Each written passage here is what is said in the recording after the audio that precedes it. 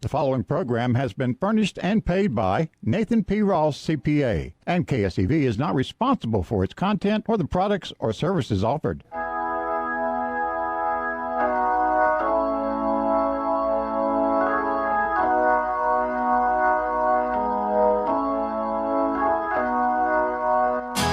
Welcome to the Be a Planner Show with Nathan Ross, CPA, a show that helps you learn how planners can generate significantly more wealth now. Nathan will answer your questions about business or personal finance, or how to increase current cash flows and generate retirement savings to make sure you're on the right path, and so much more. Whatever your financial goal, Nathan can get you there faster.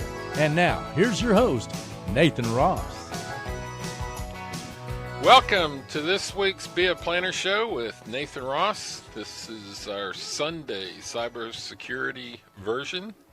And as we've been doing for 2 or 3 months now, on Sundays we devote it to strategies, to current events dealing with cyber security, whether it's hacks or whether it's like today's show will involve showing preventions or preventative care that we can take. It's a plethora of information regarding being prepared for computer intrusions, let's say, probably a good word. And as usual on the Sunday show, I have my cyber security expert, Mr. AI Wynn. Wynn, are you there? I'm here. Can you hear me? I can. Wynn is in studio. I'm broadcasting from San Antonio today here at one of my properties. Wynn, it's a topic that's unfortunately becoming more and more common in today's world. And I know in the world that you deal in, it's been common or probably too common for a while now.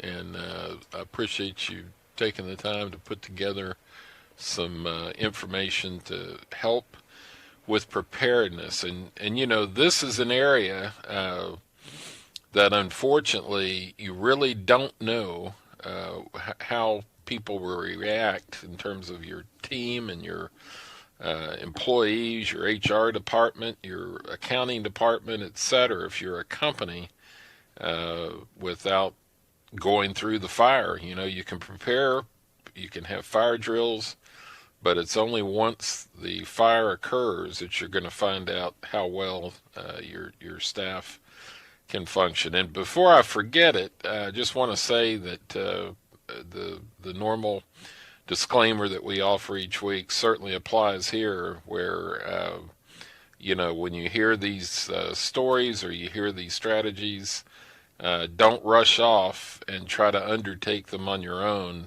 Connect with somebody in your company if you already have staff that understand how to deal with these matters, or perhaps a better option is to seek outside assistance so that you get somebody that's new to the scene, not new to the problem and new to the solution, but it's not someone that's embedded, if you will, that's looking at the same equipment, the same personnel, the same strategies that they've deployed in the past. Get a fresh opinion. Have a fresh set of eyes.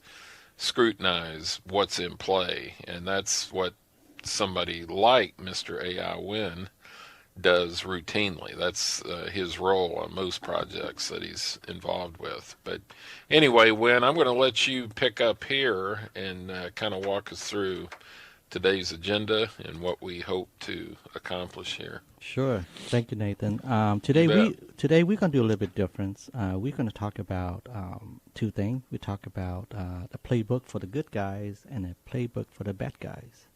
So I'm going to starting out with a deep dive into the world of cybersecurity, and we're going to exploring some challenges and solutions faced by today professionals.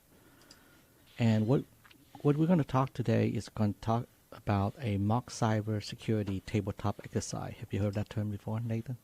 Yes, I have. It's one of many. It seemed like it gives me anxiety every time it gives me anxiety every time when I talk about this, especially this topic. I'm telling you. Yeah.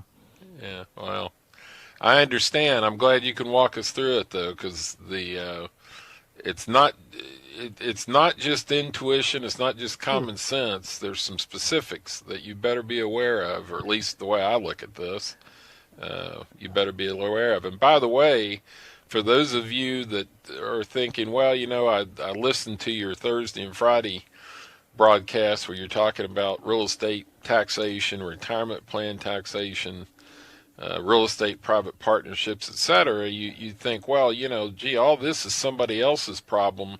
Well, not necessarily. There's a lot of things even at the local single user level that you can deploy based on what a larger company might be doing, or if nothing else, you might be able to ask the right questions. It certainly gives me some ammunition or some fodder, if you will, before I invest in a transaction. I know I've got half a dozen new questions that I'm going to be asking to make sure that the group that I'm putting my money with is prepared for these types of events, because this is some serious stuff in terms of what it can do to your money and your ability to react if we get hit with something major, which is happening almost every day. Almost every day, there's somebody, some company, some brokerage or some bank. You don't hear about all the intrusions, but you see them later. And just like you could go down the list of financial institutions that have been affected just in the last month or so. Correct, Win? I mean, I know we've talked about them. I'm assuming it happened more often than you think that right. And Nobody wants to publicize it. It makes the bank look weak, or look like they're not paying attention when these things hit. Oh, it makes my stomach drop. It's the worst. Yeah. Correct. But anyway, I'm sorry to interrupt. Go ahead. It's okay. Before I start with the topic, I want to give a definition what a tabletop is. And you heard it all the time, but people don't know. A lot of people don't know what it is. I want to make it in a layman's terms so people can understand. Okay. Sure. So the tabletop exercise is like a rehearsal for emergency, basically. Okay. Where people sit around in the table and talk to what they would do if the crisis happened. And it's all we make sure that everyone know their part and to find any problem and plan before a real emergency occur. It's just like a fire drill, I would say. What if this, once in a while, we do all this once in a while, but today, why don't we do with cybersecurity, especially in the emergency when ransomware attacks? Now, when ransomware attacks, okay, it's not just a technical problem. It's also a legal minefield. And it requires communication strategy, who to call. Everybody have a role. So that's what a tabletop is about. It's about a plan, an execute plan, what to do, who's involved, and what happened when it started. Okay? And nobody wants to be in this cybersecurity nightmare. I don't even want to talk about it. I mean, it's very depressing.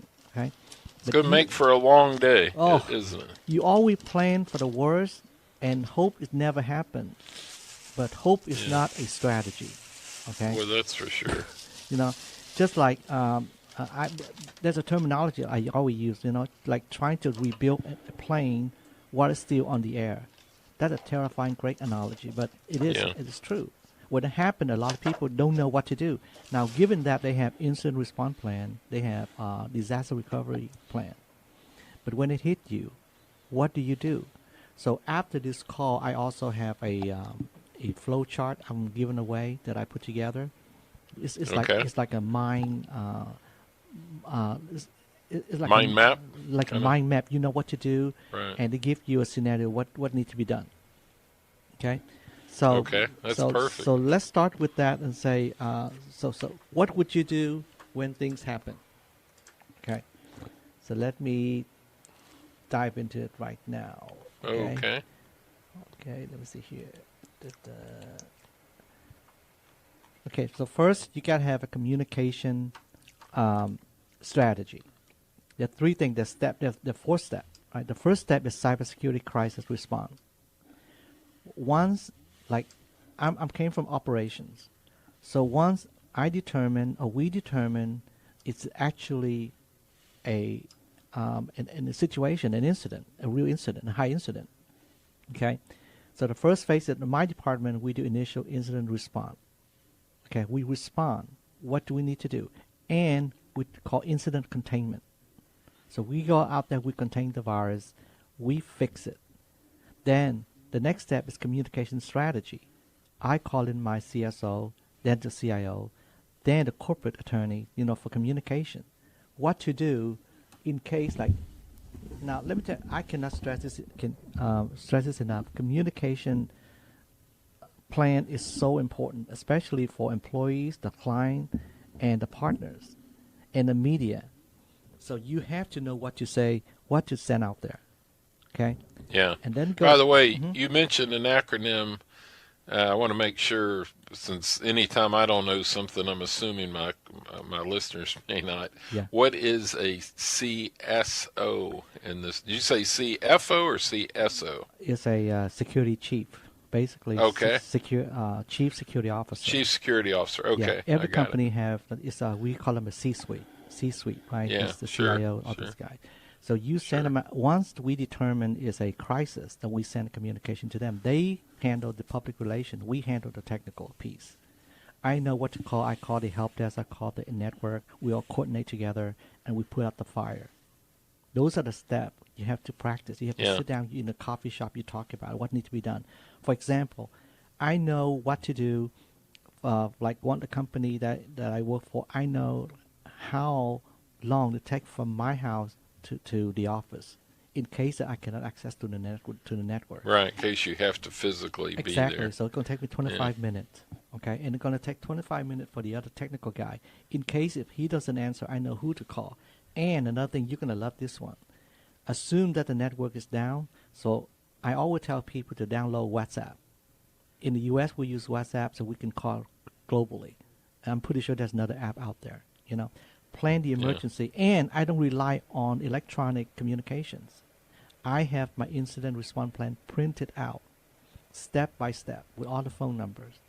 That's a good point. That's a very good point, because that just getting that in your hands later may spread whatever the bug or virus or whatever's been deployed against the network, right? And not only that, you don't use email either, because any email communication you send out to the team, the hackers also know what's going on. You see? True. So you have to use a secondary communication. Put together a secondary communications. So after you do that, so that's step number 2. Okay, step number 2 is we have to look at a robust security measure. We have to analyze what happened proactively. Okay, and then step 3, post-incident analysis and improvement. So then number 4, you analyze the exercise. So these are the things you have to do. You have to practice every single time, once in a while, maybe quarterly, because a lot of people, you cannot take everything in face value. You have to be very careful. Think about this, okay? We call ourselves an expert, okay? And these type of things that hit the expert, a lot of experts don't know what to do when it happens. And I keep reiterate that. Yeah. Well, I mean, it's a when you think about it within, and I understand, most of the people that are listening to this are probably smaller enterprises, business-wise, but you don't really know what you don't know, and even small companies need to have a plan, and it needs to be practiced from time to time, and at least you have an awareness whether or not you actually can react real time or not. That's probably just an unknown in many cases, but because you got on a certain level, you still got to run a business. You still got appointments, people coming into the office. If you're let's say you're a medical doctor, or you're a dentist, or operations such as that, you've got real time activities going on that you can't just shut down if you can avoid it, right? I mean, you want to be available. That's where the communication strategy kicking in. Yeah. Right. So while we put out the fire, the chief and the management put out the communication through HR and also the public. Well, relations.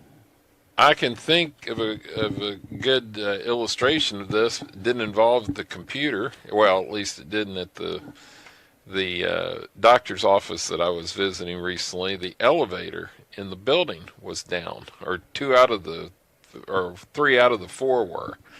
And, I got a phone call, 30 minutes before I was leaving to go to my appointment. And I thought, somebody's thinking, somebody's been through this before. Somebody had a plan. And I know that's a simple exercise, but you'd be surprised how many times you won't get that phone call. You won't have any communication, and you don't find out till you show up. And that's a disaster, especially when it involves these types of issues with networks, computer technology, that it becomes really problematic. So let's just say it's happening, right? Mm-hmm. We identified the problems happening. We confirmed the scope of the breach. We know just how many accounts have been compromised and blah and so forth. While that's happening, it's important to communicate with our technical team to ensure that they isolate all the affected account. I'm just giving you an example, right? Just like the bank, right? So what is the next move? You have to be transparent, right? This is where your incident response plan come into play. And we need to deploy our forensic team to track how the breach occur and start mitigation any damage immediately. So while we're doing that, because time is of the essence, right? The communication, so we start drafting internal and external communication to management without causing unnecessary alarm. We need to give them all the information that they can handle from their side, right? Balancing transparency is a must within these communications.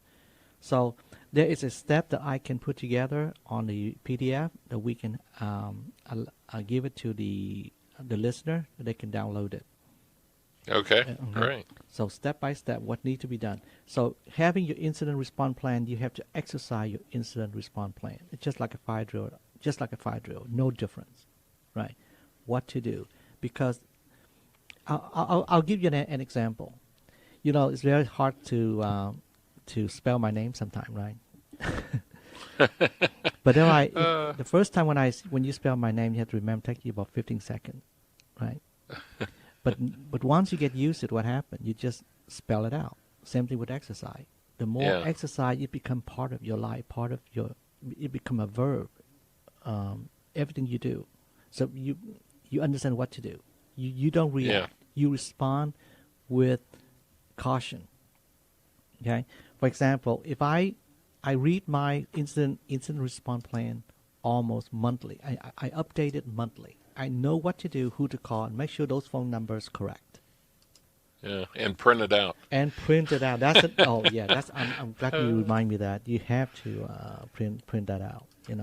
See, I'm telling you, it gives me anxiety every time when I talk about this topic. Yeah. Well, I tell you, when you start thinking about how do you live without access, it's really, think about all the people who've just gone through and still going through the hurricane, multiple hurricanes. We really don't fathom what life will be like, even though most of us have lived in the time or the period when there were no networks, no computers, no internet, no communication channels. That's been so long ago. Most people are helpless if they don't have a cell phone tethered to their wrist. They're right? so used to it, the cell phone, that without. I tell you what, America's enemies know that too. Don't think it can't happen, and it's they know our weakness. How long did it take for the Katrina, for the FEMA to respond? 5 days. Yeah, we can survive 5 days. That's right. Right. Katrina or Helene? Or both? Helene is today, but I'm talking about in the past. I want to see how fast we learn from this. Have we learned from this? Yeah, but the same thing happened this time. It's like, hello, So what what would they do? What exactly? We know the hurricane is coming. We know it's coming, right? Yeah. So right now, I'm still, you know what I'm doing? I'm trying to find out after all this happened. I want to study what happened. What exactly did the governor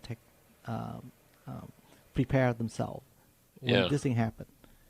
So I want to see like how long did it take for them to respond and how fast is it? A lot of people without power right now, millions. Yeah, right? Still is. Well, right. It was kind of like Houston. That's 3 days. Past summer. That's 3 days so far, right? 3 days so far, right? I want to see how long. So we learn from it, but you know what? Mother Nature, every time when you think, but Mother Nature is different. The topic we talk about ransomware. Ransomware, I think that there are certain measures that we can take to protect ourselves. But when it comes to Mother Nature, I don't want to say it because Mother Nature always find way. Well, that's true. Hey, Win, let's do this. Let's go ahead and take a break. We're well past our appointed time, and we will circle back momentarily with more of this week's Be a Planner Cyber.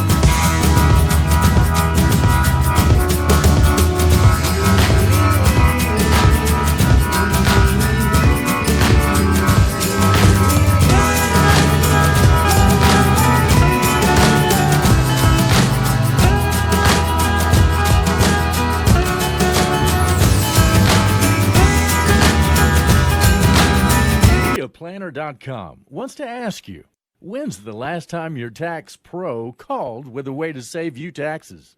Seriously, do you want to work with a planner or a reporter? A planner knows which tax code sections are the best wealth accumulation tools. Less tax, more profit. Learn more at beaplanner.com. The Be a Planner Show with Nathan Ross. Hey, if you'd like to contact Nathan for questions during the show today or during the week, you can text him at 713-581-0195.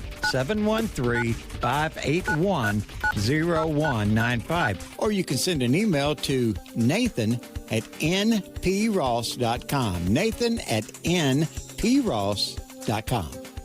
Have you recently joined a real estate mentor program? BeAPlanner.com shows how real estate investments combined with proactive tax planning can generate significant wealth. However, syndication terms for private real estate partnerships are complicated. They help you assess the benefits of ownership from A, acquisition to E, exit. A planner wants to know what they are signing up for. BeAPlanner.com with CPA Nathan Ross. BeAPlanner.com. Like the song Bobby McGee, I'm just longing to be free. Take me where I want to be. Big dreams and faded jeans. And there are many just like me with big dreams and faded jeans.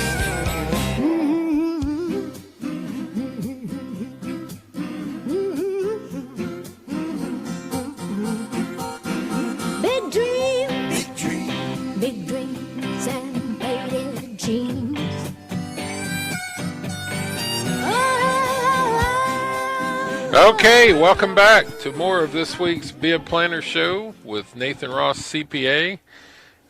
Today is our Cyber Security Sunday show, and I know some people tune in on Sundays, and historically we talk real estate, taxes, retirement plan, investing into private real estate partnerships. But as of late, we've been discussing ransomware and SIM card swapping, a lot of cyber attack strategies and how to prevent or otherwise manage, and that's what we're doing again here today. So when I know we're talking about how to prepare for and rehearse our plans, if our company is influenced or attacked. And I was just looking, I believe October is some type, at some level, cybersecurity month. I think I read That something is recently. correct. It's cybersecurity Yeah. awareness. Yeah, and is that government sponsored, or who decides? Because it seems like every day should be I'm cybersecurity pretty sure somebody month. from the top just decide to. Because Yeah. also too, it's going to happen. They probably have some kind of convention in Las Vegas every year. Ah, I see. Yeah. I was just scanning the news, and just to show you, and this is just at one level. Now, this is a higher level than perhaps what you think of, meaning you, the listener, working in a, small to medium-sized company. But when did you see this oil rig? I guess that's a type of virus or attack, but it exploited a Windows kernel flaw in an espionage campaign targeting the UAE and Gulf state companies. So the oil and gas industry, and I guess oil rig is the name associated operation. with it. Yeah. Yeah, which mean right. I was just going to say it means it happened at a low level within the organizational structure, probably individual rigs. I'm assuming somehow they cracked into that system. But these are things that the average person doesn't think about, and this moves massive amounts of money and other financial resources in and out of sight. I mean, this can be a major disruptor if it is successsul, in the right spots. That's why the next topic I'm going to talk about is a playbook for hackers. So if Okay. you know the book called The Art of War. This is like 2,000 years by Chinese general who wrote this book. Know your enemy and you know yourself. When you know your enemy and you know yourself, you will fear not the outcome of 100 battles. Right? These are the two principles that made up the art of war. So if you know your enemy, you know yourself. If you know thyself, your weaknesses, your enemy will find it for you. Yeah. So that's why the next topic we're going to talk about is called the cyber Q change. The cyber Q change is basically a terminology developed by Lockheed Martin. Okay, it's a framework. The framework that part of the intelligence-driven defense model to identify and prevent cyber intrusion activity. So I had the luxury to go through this exercise myself and the training. So this model identifies what the adversary must do to complete the order to achieve the objective. If you know the objective, you can prevent. Now, nothing 100%, but any percentage is better than nothing, right? So here we go. Ready? So now Okay. we're going to talk about 7 steps. They call 7 steps that you must do. All right, not do, but to understand how to work. Well, they call 7 stages. The first one is reconnaissance. Right, once they're inside your network, okay, so 7 stages. First one, reconnaissance stage. The second one is weaponize. The third one is delivery stage. And the fourth one, exploitation stage. The fifth is Okay. installation stage. The sixth one is command and control, and the seventh one is action and objective. So I'm gonna use a layman's term, so make it easy. Reconnaissance, like a thief casing out your neighborhood, looking for an easy how to break in, right? The hackers search for the weak spot and are target for defense. Like outdated Okay. software, unaware employees, social engineering. Like it's funny that you talk about the pipeline in UAE. Do you know how easy it is to hack those people by using social engineering? They never go to the front door. They go to the back door. They go to your suppliers. It's so easy. Ah, Yeah. So, and the second is the weaponize. The hackers prepare their tools after they see, hey, this is the target. This is the house I'm going to go into. What kind of alarm they're going to use, right? Now, now I'm going to prepare the virus to exploit the weakness. And then I create a delivery package. I go in there, target the system, and send out a Trojan horse gift.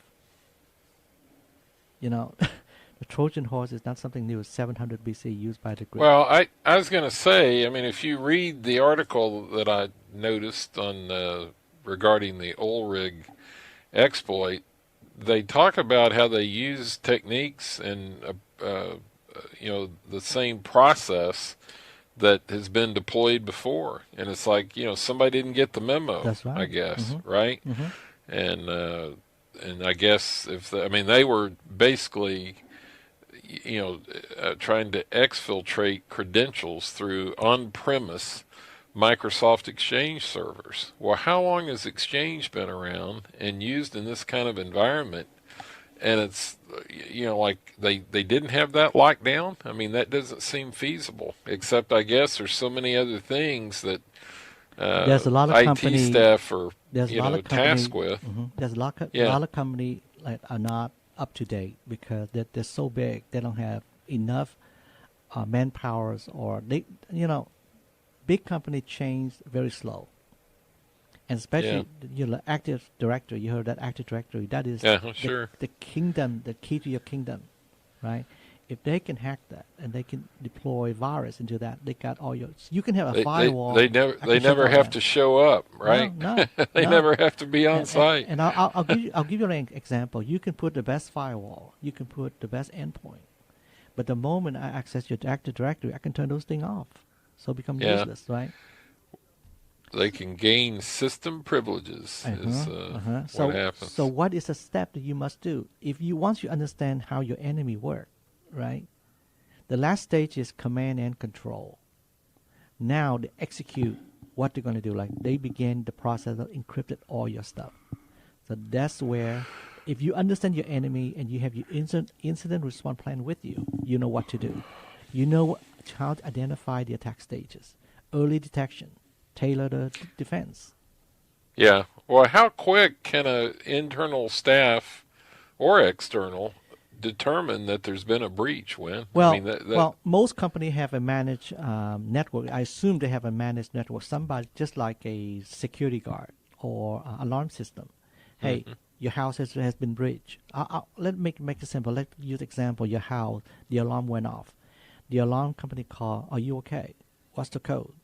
Right? So we see that somebody opened your back door, right? Or your front door. And the moment I say, you know what, there's somebody out there. Okay, I'm going to call the cop. So same process. You use incident response plan. The moment that your network team determine that the virus is infected, the help desk people will call, right? They say, hey, a lot of people complain they can access and it's encrypted with a funny character. First thing you need to do, see, for me, I know exactly what to do. I can call it, I can turn off the firewall. I label everything. I label all the firewall. I can unplug it. And the firewall, I mean, you keep referring to the firewall. Isn't there multiple? Right, but I mean, is it a single door or are there multiple doors? So they call this a C2. Remember, I talked about this a few weeks ago. They call it C2 infrastructure. The bad guy, they don't just have a key to encrypt your system. There's a step that they have to call into their home, the key to encrypt it. First, they encrypt your file. Then they send out the payment system. Then a message system that to tell you to pay or I'm going to lock it. It's a system they must follow. But if you turn off the internet, they cannot access from the outside, right? I see. So the moment you need to do is shut down all the critical machine and shut down the internet. That's the playbook. Now, and the exploit doesn't have countermeasures to keep the connection up? Keeps it from being shut down? So they rely on, remember, the first stage for the bad guy is very important, called reconnaissance. They're not going to execute the step right away. They can sit there for weeks, okay? They know what to do. They identify all the firewalls, locations. They identify all the externals or internal DMZ. They know everything. It's called reconnaissance stage. So the moment it happened, you have to unplug your network. Now, different company, different situations, depend how big you are, but that's a process. Okay, that's why we say the playbook is so important. That's why the tabletop exercise is so important. Everybody have a responsibility to know what to do. For example, right now, you have, I know one company, this guy is a chef, he's a cook. He's a cook, he's a chef, he's a waiter. He also, the busboy. Takes care of They're too much. He's also what now? What'd you say? A busboy. Oh, okay. That is too much for one person to do. What happened? There's a lack of internal controls is what Exactly. happens. That's why a lot of companies, they call it, I'm glad you bring that up, control. That's why a lot of companies have control, that they know, they have policy, right? So that's, and that's important, especially a big company, because you have the insurance. When you have the external insurance pay for this, they want you to have some kind of an incident response. That's part of the plan. That's part of the agreement. Yeah, sure, right? sure. So you have to do that. But a lot of companies, they have that, but they don't have the exercise. I'm telling you, they do, but tabletop exercise need to be done from the outside source, not internal. It's good for internal, but you need from the outside actor because they can ask the right question. That's another thing too. Don't rely on your own company to rely on, like every year you do pen tester. Now, tabletop is not pen testing service. They're two different kind, right? Okay. And with that, you mean penetration testing when you say pen testing? Yeah, the pen test is penetration testing. Like sometimes that you have to perform, see if you have a weakness in your application or your network, your firewall. That's different because you hire a person from the outside and your internal team to do that. See what are weaknesses. That's different.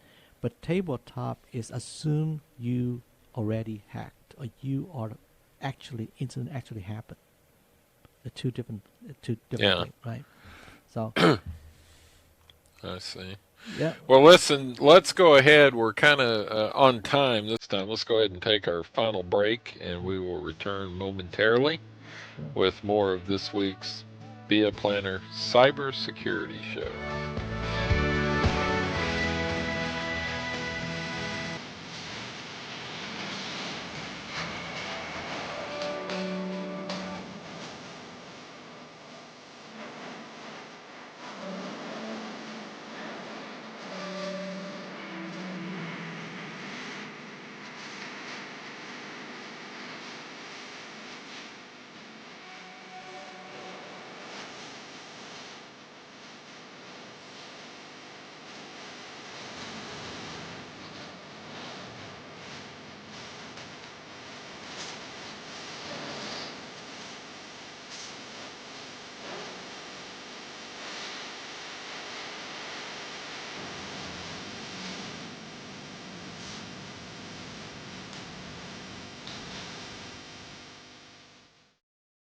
Did you know 76% of Americans are concerned they won't have a secure retirement?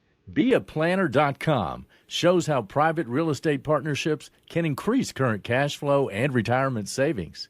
There are 3 options to control your 401 and IRAs, but only one will double your retirement lifestyle.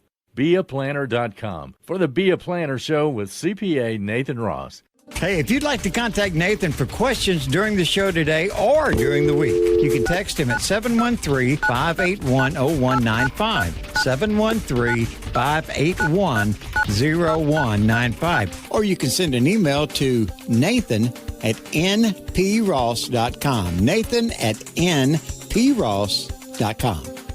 Have you recently joined a real estate mentor program? BeAPlanner.com shows how real estate investments combined with proactive tax planning can generate significant wealth. However, syndication terms for private real estate partnerships are complicated. They help you assess the benefits of ownership from A, acquisition to E, exit.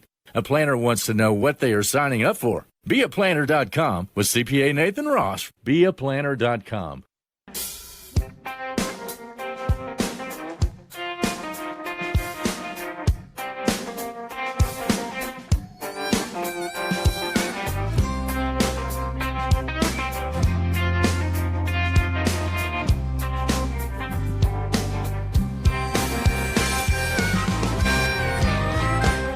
Is it easy?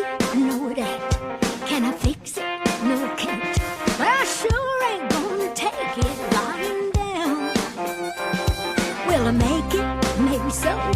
Will I give up? Oh no. I'll be fighting till I'm 6 feet underground.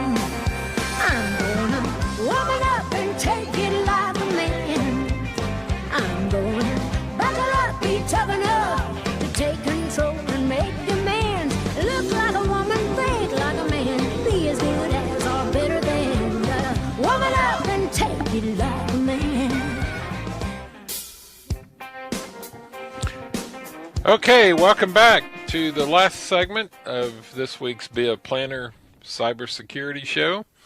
And we've been talking about a number of topics basically involved with preparing and prevention of outside external hacks on your company level computer system. I have my normal cybersecurity co-host, Mr. A.I. Wynn, again today. And Wynn, I'll let you pick back up with more of this Sure. topic. Thank you, Nathan. We talk about the playbook for the bad guys and the good guys, right? But now, what can we do about it? So I want to leave this for the listener. This, you don't have to have a big company to do this. There's certain things that you can do with a small, mid-sized company. The most important thing is training and awareness. Okay. And enhanced preparedness. Just Awareness and prepare too. Yeah. Sure. A mindset is defined preparation and awareness. Mm-hmm. So what to do? Just write down the step, and I will have the step for you. You can download it, and hopefully we put on the website, right?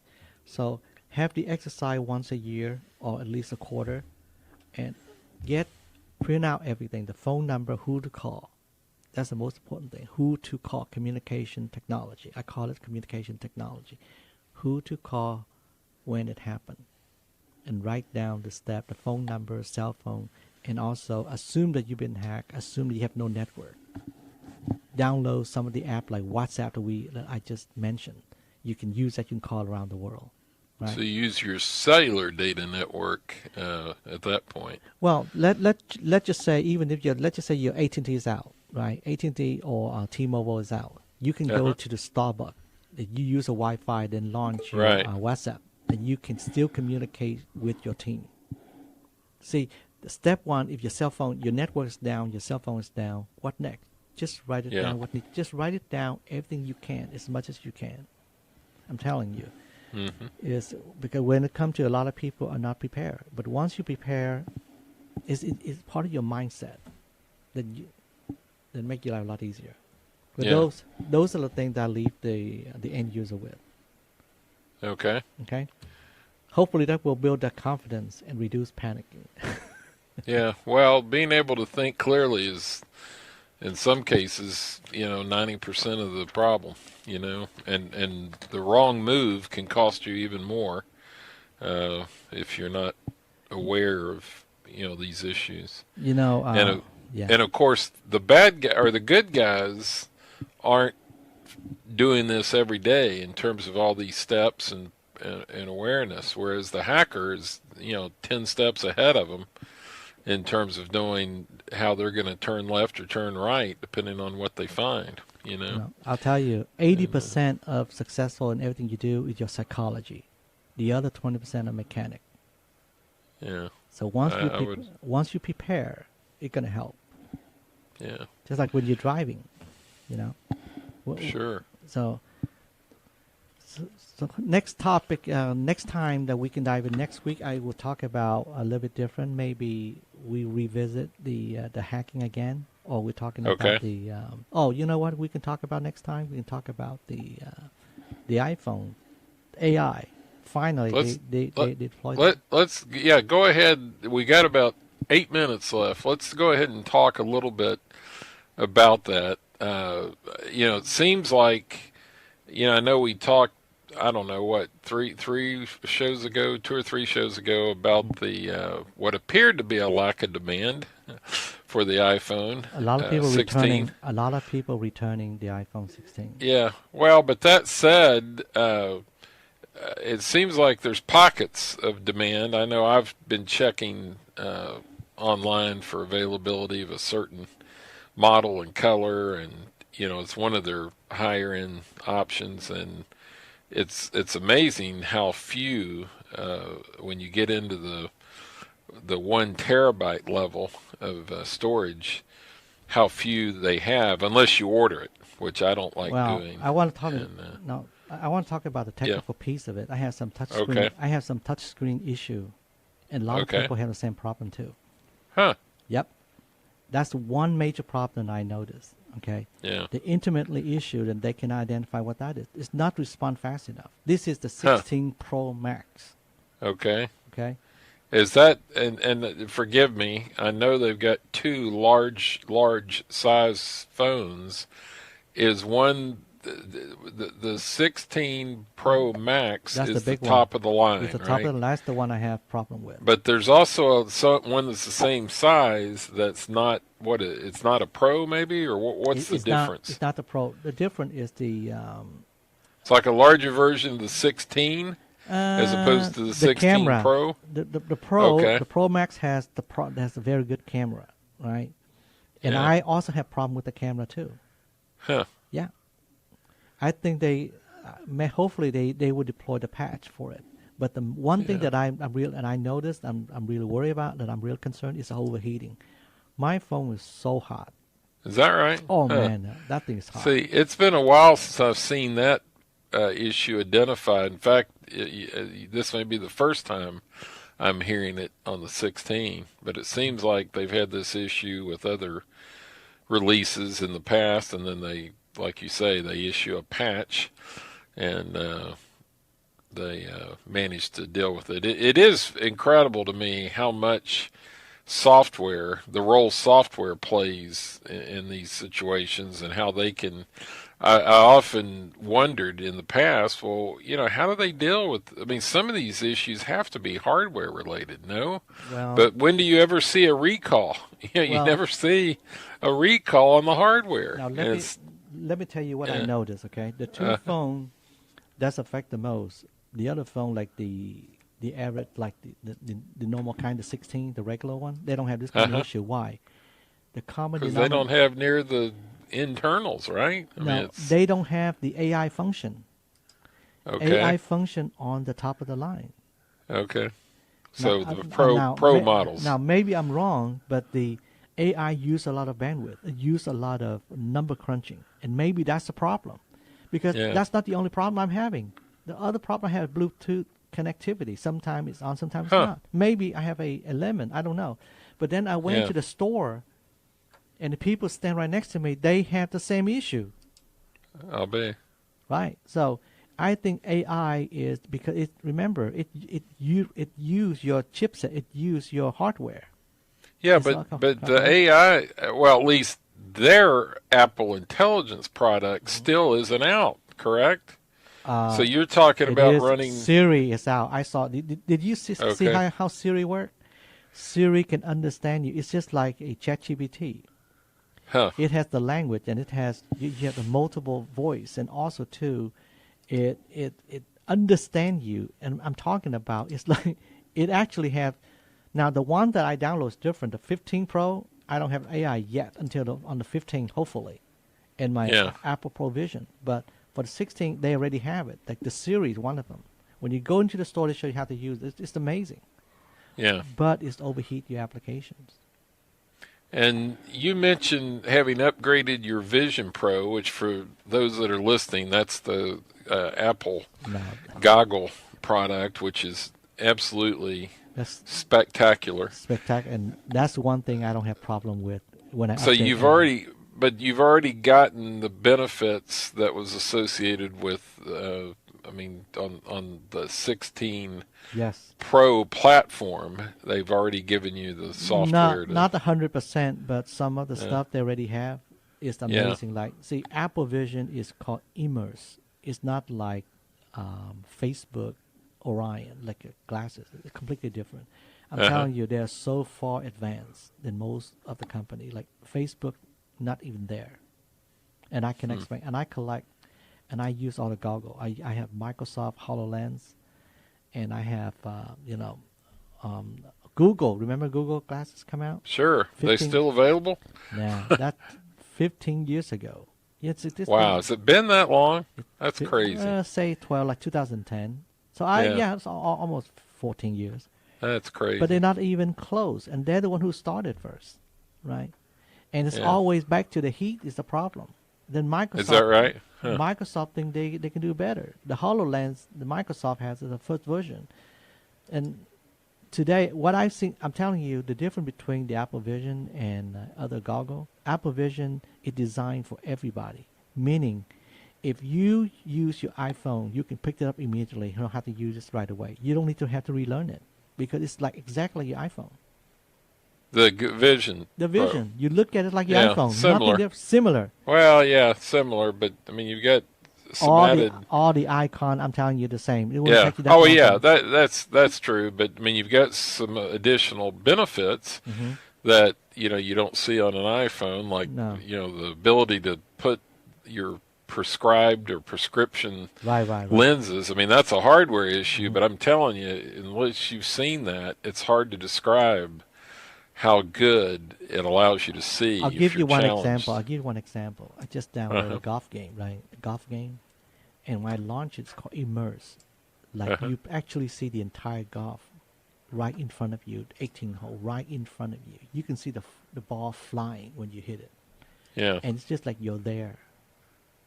Yeah. And then you Well, say, that's one screen. Then you go to another screen. It's right there. You just turn around and you look at, hey, you know what? I want to be in Bora Bora. Bora Bora, you just hit the button and you're there. huh. The only difference, you don't have the wind blowing up behind your back. But other than And you're that- not sweating if it's humid there. Exactly. It's perfect. That it is so powerful. Well, I tell you, it's it's kind of a bit off the topic, but that technology is just amazing. If you haven't seen or sat through the 20 or 30-minute demo in an Apple store, you really should do that. I It's recommend that people doing enlightening. it. Yeah. Yeah, it's just very enlightening. Well, when we're like right on the end of the show here, I want to mention that we will get, or we'll make available the download of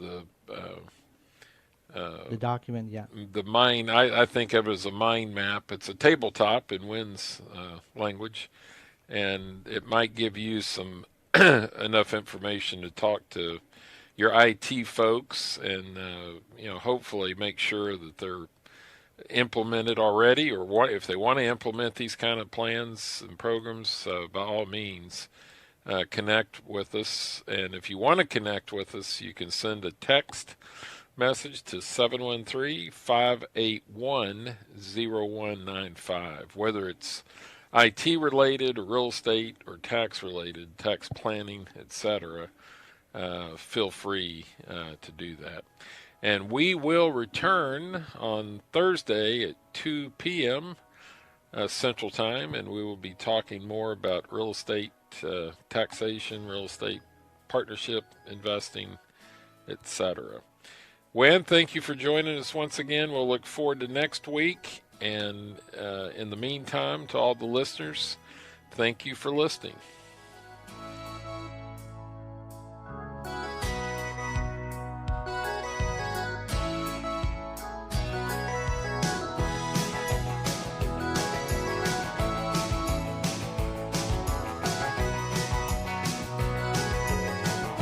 Thanks for listening, and join us again next week for another edition of Be a Planner Show with Nathan Ross, CPA.